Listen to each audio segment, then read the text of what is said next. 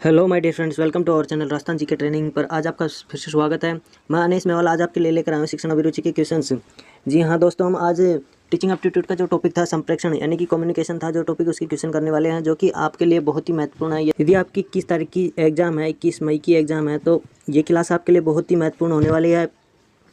जो हम ये क्वेश्चन करवा रहे हैं आज, जो हम 15 क्वेश्चन जो करवाएंगे वो आपके लिए बहुत महत्वपूर्ण होने वाले हैं। तो आप इस क्लास को अच्छे से देखें ताकि आपको अच्छे से समझ आए। और अब थोड़ी क्लास की वीडियो देखने की अब हमें टाइम नहीं है हमारे पास, तो इस वजह से आप क्या करें, ज़्यादा से ज़्यादा ये जो हम क्वेश्चन आंसर करवा रहे हैं वो क्लासें अधिक से अधिक देखें और आप लोग शेयर करें ताकि और लोगों को भी इस क्लास से फ़ायदा हो।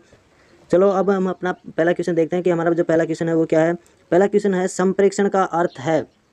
विद्यार्थियों, आपको बताना है कि संप्रेषण का अर्थ क्या होता है, जो कि हमारा टॉपिक है आज का। और उसके हम जो क्वेश्चन कर रहे हैं तो उसके बारे में आपको बताना है। संप्रेषण का अर्थ है यानी कि संप्रेषण का क्या अर्थ है, इसके बारे में बताना है आपको। तो इसका आंसर क्या होगा आप बताओ, क्योंकि मैंने आपको अच्छे से पढ़ाया था थ्योरी क्लास में। तो इसका अर्थ होगा एक व्यक्ति की बात को उसी अर्थ व भाव में अन्य तक पहुंचाना। यानी कि किसी की बात को हम उसी के भाव और अर्थ में अन्य दूसरे लोग तक पहुंचाना, तो ये क्या हो जाता है, इसका संप्रेषण, ये कहलाता है संप्रेषण। अतः इसका आंसर क्या हो गया, ब।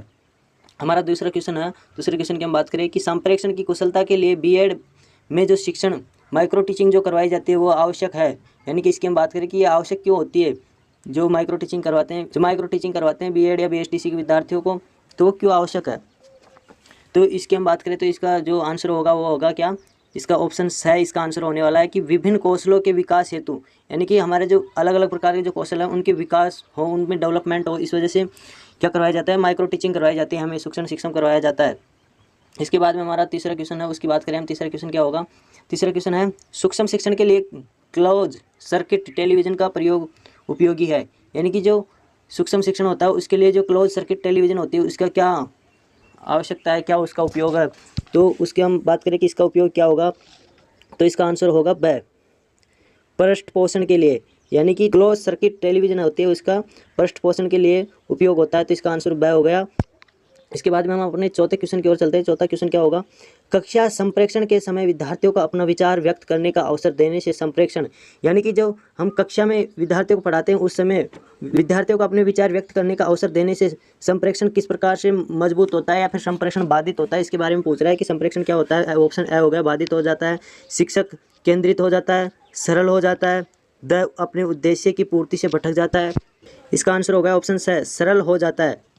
यानी कि एक जो संप्रेषण करवाया जाता है और उसमें विचारों को व्यक्त करने की छूट दी जाती है, तो उससे जो अपना संप्रेषण होता है वो कक्षा में वो सरल हो जाता है। अब जो हमारा नेक्स्ट क्वेश्चन है, संप्रेषण के समय ध्यान रखना चाहिए। यानी कि हमें संप्रेषण के समय किस चीज़ का ध्यान रखना चाहिए, संप्रेषण कराते समय हमें क्या क्या बातें ध्यान रखनी चाहिए, तो इसके बारे में पूछा गया है। तो इसका ऑप्शन ए हो गया, संप्रेषी को शारीरिक स्थिति का, यानी कि जो संप्रेषी होते हैं उसकी शारीरिक स्थिति का ध्यान रखना चाहिए हमें। वह ऑप्शन है संप्रेषी की मनोशारीरिक दशा का, और श ऑप्शन है संप्रेषी की आर्थिक स्थिति का, द ऑप्शन है संप्रेषी की मन स्थिति का। तो इसके हम आंसर की बात करें कि जो हमारा जो पांचवा क्वेश्चन है उसका आंसर होगा ब, संप्रेषी की मनोदशा का। हमें किसका ध्यान रखना चाहिए, संप्रेषी की जो मनोशारीरिक जो दशा होती है, मनो और शारीरिक दोनों दशाओं का हमें ध्यान रखना होगा। इसके बाद में जो हमारा छठा क्वेश्चन है वो है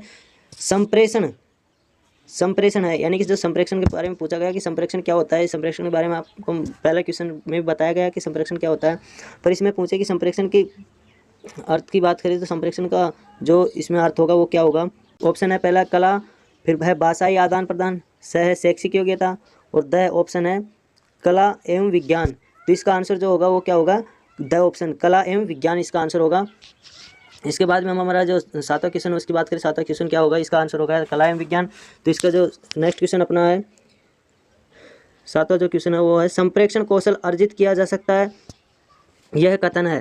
यानी कि जो संप्रेषण जो कौशल है वो अर्जित किया जा सकता है। यानी कि मैंने आपको जो थ्योरी क्लास पढ़ाई थी उसमें बताया था कि जो संप्रेषण होता है वो अर्जित किया जा सकता है। यानी कि संपत्ति की हम बात करें कि तो संपत्ति होती है दो प्रकार की, एक तो होती है पैतृक संपत्ति और एक होती है अर्जित संपत्ति। यानी कि जो हमें डायरेक्ट माता पिता से या हमारे जो पूर्वज हैं उनसे जो संपत्ति मिली वो तो हो गई पैतृक, और एक हो गई अर्जित जो हम स्वयं खुद कमाते हैं। तो एक जो संप्रेषण होता है वो केवल पैतृक नहीं हो सकता, संप्रेषण को हमें समाज में रहकर सीखना होता है, तो यह अर्जित होता है। इस वजह से इसका आंसर क्या हो गया, सत्य। इसका आंसर क्या हो गया, सत्य, कि यह कथन क्या है, सत्य है। इसके बाद में 8वां जो क्वेश्चन है वो है कक्षा संप्रेक्षण को उद्देश्यपूर्ण बनाने हेतु, यानी कि जो कक्षा का जो संप्रेक्षण होता है उसको उद्देश्यपूर्ण बनाने हेतु क्या करना चाहिए, हमें क्या करना चाहिए, तो इसके बारे में वो पूछ रहा है। तो इसका आंसर क्या होगा, इसका आंसर होगा द।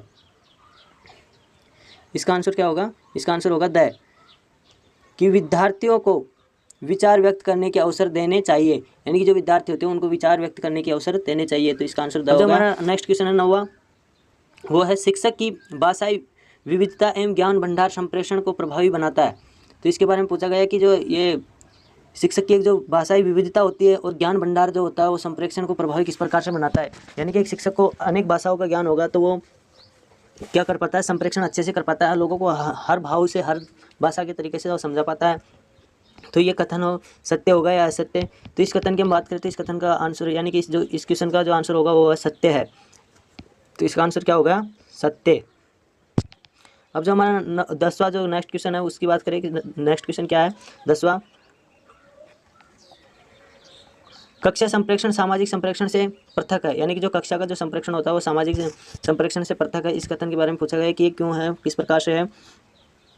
तो इसके आंसर की हम बात करें तो इसका आंसर होगा ए, कक्षा संप्रेक्षण निश्चित उद्देश्य की ओर ले जाता है, यानी कि जो कक्षा का जो संप्रेक्षण होता है वो क्या करता है, निश्चित उद्देश्य की ओर ले जाता है। यह नहीं कि वो अनेक उसके उद्देश्य हों, उसका केवल निश्चित उद्देश्य होता है कक्षा का कि हम विद्यार्थियों को शिक्षण करवाना अधिगम होता है उसमें, तो उसका निश्चित उद्देश्य होता है।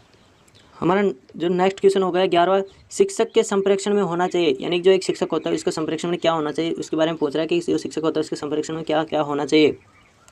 तो इसके हम आंसर की बात करें तो इसका आंसर हो गया द, उद्देश्य एवं लालसा प्राप्ति की उसमें क्या होनी चाहिए, भावना होनी चाहिए एक शिक्षक में, तब जाकर एक अच्छा शिक्षण हो पाता है। उसको यह निश्चित होना चाहिए कि मेरा उद्देश्य क्या है और उसको उद्देश्य के प्रति लालसा होनी चाहिए कि बच्चे मेरे से क्या सीख रहे हैं, बच्चों को मैं क्या सिखा पा रहा हूँ, इसकी लालसा होनी चाहिए। हमारा नेक्स्ट क्वेश्चन है 12वां, कक्षा में संप्रेक्षण के प्रमुख घटक होते हैं, यानी कि कक्षा में संप्रेक्षण के क्या क्या प्रमुख घटक होते हैं उनकी हम बात करें घटकों की, तो इसका आंसर होगा द, शिक्षक और छात्र, यानी कि एक जो कक्षा में प्रमुख घटक होते हैं वो कौन कौन होते हैं, शिक्षक एवं छात्र होते हैं। हम 13वां जो हमारा नेक्स्ट क्वेश्चन है वो है संप्रेक्षण की सफलता के लिए छात्रों के परिवेश के अनुसार भाषा बहुत गम्य होनी चाहिए, यानी कि जो संप्रेक्षण के अनुसार जो छात्रों में जो भाषा होती है परिवेश में जो भाषाएं बहुत गम्य होनी चाहिए, किस प्रकार की होनी चाहिए। तो इसका आंसर हम बात करें इसका आंसर की, तो इसका आंसर होगा द, क्या होनी चाहिए, निसंदेह, यानी कि जो इसका आंसर होगा क्या होगा, द, निसंदेह होनी चाहिए। ये जो 14वां क्वेश्चन है वो है यदि छात्र आपकी बात नहीं समझ पा रहे हैं तो आपको इस स्थिति में क्या करना चाहिए, एक शिक्षण को यानी कि जो एक संप्रेक्षण होता है उसको अच्छे से मजबूती प्रदान करने तो आपको क्या करना चाहिए। तो इसका जो आंसर होगा वो क्या होगा, द, उन्हें उदाहरणों सहित, यानी कि जो एक शिक्षक को सरल एवं सुगम्य उदाहरण देकर शिक्षण को अच्छा बनाना चाहिए उसको। तो इसका आंसर होगा। अब हमारा जो लास्ट क्वेश्चन है उसकी हम बात करें कि लास्ट क्वेश्चन का आंसर क्या होगा, नेता द्वारा किए गए संप्रेक्षण का पक्ष ही मुखर होता है, यानी कि यह बात सही है या गलत है कि एक जो नेता द्वारा जो संप्रेक्षण किया जाता है वो सबसे अच्छा होता है, सबसे प्रमुख होता है, मुखर होता है। इसकी हम बात करें तो इसका आंसर हो गया द, सदैव, यानी कि जो एक नेता द्वारा जो संप्रेक्षण किया जाता है वो क्या होता है, सदैव ही मुखर होता है, वो सदैव ही क्या होता है, अच्छा होता है। ऐसा नहीं कि कभी कभी एक नेता द्वारा, लेकिन नेता की हम बात करें तो नेता कौन होता है, जिसमें संप्रेक्षण का अच्छा गुण हो, यानी कि वो लीडरशिप अच्छे से कर पाए, तो उसका जो नेता का तो जो संप्रेक्षण होता है वो हमेशा ही अच्छा रहेगा। इस वजह से इसका आंसर क्या हो गया, द, सदैव, यानी कि एक नेता का जो संप्रेक्षण होगा वो सदैव ही क्या होता है, मुखर होता है। ठीक है विद्यार्थियों, आज के लिए इतना ही काफ़ी। मिलते हैं नेक्स्ट क्लास में नेक्स्ट वीडियो के साथ। आप बस इन क्वेश्चनों को पढ़ते रहे क्योंकि ये क्वेश्चन आपको शिक्षण अभिरुचि के जो पेपर लगेगा टीचिंग एप्टीट्यूड में इन क्वेश्चंस के साथ तैयारी करते रहे, क्योंकि जो आपकी पीटीटी की जो एग्ज़ाम है शिक्षण अभिरुचि का जो पार्ट आएगा उसमें क्या मिलेंगे, ये क्वेश्चन आपको हूबहू मिलेंगे। आप देखोगे कि हाँ ये क्वेश्चन मैंने किए हैं। तो ठीक है विद्यार्थियों, थैंक यू, आज के लिए इतना ही काफ़ी।